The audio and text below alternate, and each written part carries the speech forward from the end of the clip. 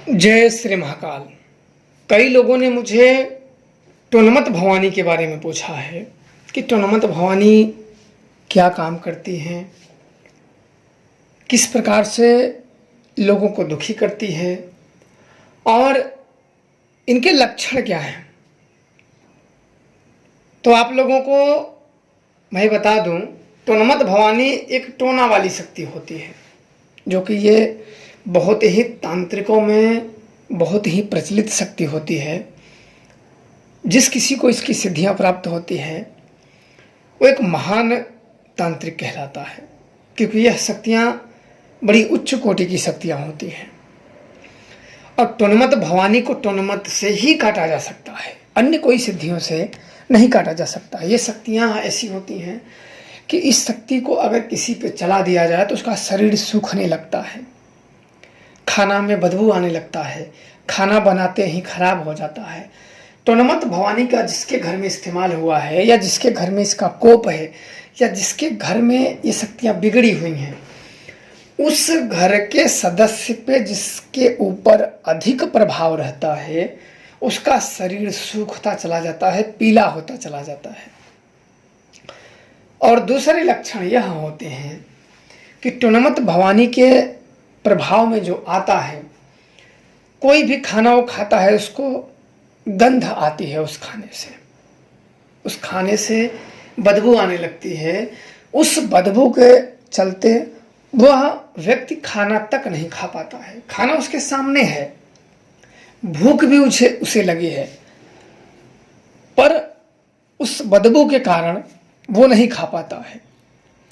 और इसके साथ साथ उसकी शरीर सूखती जाती है, या यूं कहे कि तिल तिल पग पग वो मृत्यु के मुंह में जाता रहता है। कई लोगों को दिखाते हैं, कई लोगों को मैंने देखा हुआ है, थक जाते हैं दिखाते दिखाते। अब वो तंत्र मंत्र के पुजारियों से या अघोरी तांत्रिक किसी भी प्रकार के आध्यात्मिक चीज़ों से उनका विश्वास तक उठ जाता है कि जहाँ जहाँ उनके थोड़े बहुत विश्वास थे कि हम यहाँ जाएंगे तो ठीक हो जाएंगे, या वहाँ जाएंगे तो ठीक हो जाएंगे, पर सभी जगह से उन्हें निराशा ही हाथ लगती है। क्योंकि कुछ ऐसी शक्तियाँ होती हैं कि वह भी एक बलिष्ठ शक्तियाँ होती हैं, और तंत्र मंत्र के दायरे से बाहर की शक्तियाँ होती हैं, वो स्वयं ही सिद्धियाँ प्रदान करती हैं।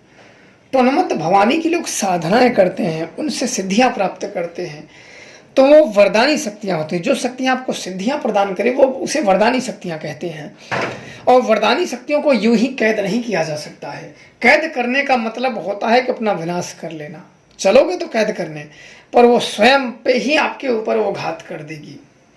और जब घात कर देगी तो कब आप उसके अधीन में आ जाओगे, कब आपके ऊपर उसकी कसर लग जाएगी, आपको ज्ञात ही नहीं होगा। मन मस्तिष्क पे उसका कब्जा हो जाएगा, और जब मन मस्तिष्क पे उसका कब्जा हो गया तब तो आपको अपनी तरीके से वो खेल खिलाना शुरू कर देगी, तब उससे कोई बचा नहीं सकता है। और यह शक्ति बहुत जल्दी ही मार देती है, बिल्कुल हड्डियों का ढांचा जब बना देती है तो आपको तरीके तरीके से बीमारियों का, रोगों का सामना करना पड़ता है, और कई रोगों से शरीर को ग्रस्त कर देती है, और उसी रोग के ग्रस्त के कारण व्यक्ति की मृत्यु तक हो जाती है। इसे हटाने का जो प्रक्रिया है, टोनमत जिससे लगनी है, टोनमत भवानी एक जादूगरनी शक्तियां हैं। ये ज़्यादातर बंगाल की शक्तियां प्रचलित है। जब मेरे गुरुदेव ने मुझे ये सिखाए थे तो उन्होंने बताया था कि ये टोनमत शक्ति क्यों टोनमत से ही काट सकते हो। अगर सामने वाले ने किसी ने टोनमत शक्ति चलाई है, टोनमत भवानी, तो आपको भी वही चलानी होगी, तभी इसका प्रभाव खत्म होता है। और यही शक्ति अपना प्रभाव, अपना मार स्वयं ही अपने से ये लेती है। दूसरा कोई इनका मार को खत्म नहीं कर सकता है, ना कर सकता है, ना हटा सकता है।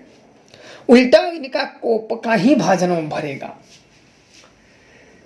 और इन शक्तियों को, क्योंकि मेरे गुरुदेव ने जब मुझे बता रहे थे तो अभी कई लोगों ने मुझसे इसके बारे में पूछा, तो मुझे लगा कि आप कई लोगों को इस शक्तियों के बारे में जानकारी है, तो आप लोगों को जानकारी दे दूं इसके बारे में कि इसका कार्य क्षेत्र क्या है, ये करती क्या क्या है, कैसे व्यक्तियों को मौत के मुंह में पहुंचाती है और कैसे मारती है टोनमत। ये टोनमत बड़ी शक्तियाँ, सिद्ध की हुई शक्तियाँ होती हैं, वरदानी शक्तियाँ होती हैं जो लोगों को वरदान देते, इसकी साधनाएं होती, इसकी सिद्धियाँ होती हैं। अच्छे बुरे किसी भी कामों में इसका प्रयोग किया जा सकता है, कुछ भी कार्य कर सकती है।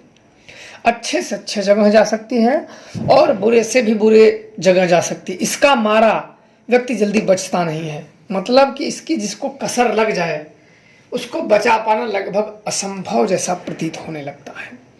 इसे टुनमत से ही काटा जा सकता है, रोका जा सकता है, अन्य किसी भी सिद्धियों से इसको रोका नहीं जा सकता है। इसके अधिकार क्षेत्र से बाहर होते हैं। हर एक मंत्र का, हर एक शक्तियों का अपना अपना अधिकार क्षेत्र होता है और उस अधिकारों को कोई शक्तियाँ लांघती नहीं हैं। तो इसलिए इस शक्तियों को हटाने के लिए कोई योग्य जानकार का मतलब ये शक्ति जिसे सिद्ध हो वही उसे हटा सकता है, अन्यथा नहीं हटा सकता है। आप लोगों ने जो जानकारियाँ मांगी, मैंने आप लोगों को वो जानकारियाँ दे दी है। आशा करता हूँ कि आप लोगों को जानकारी समझ में आ गई होगी।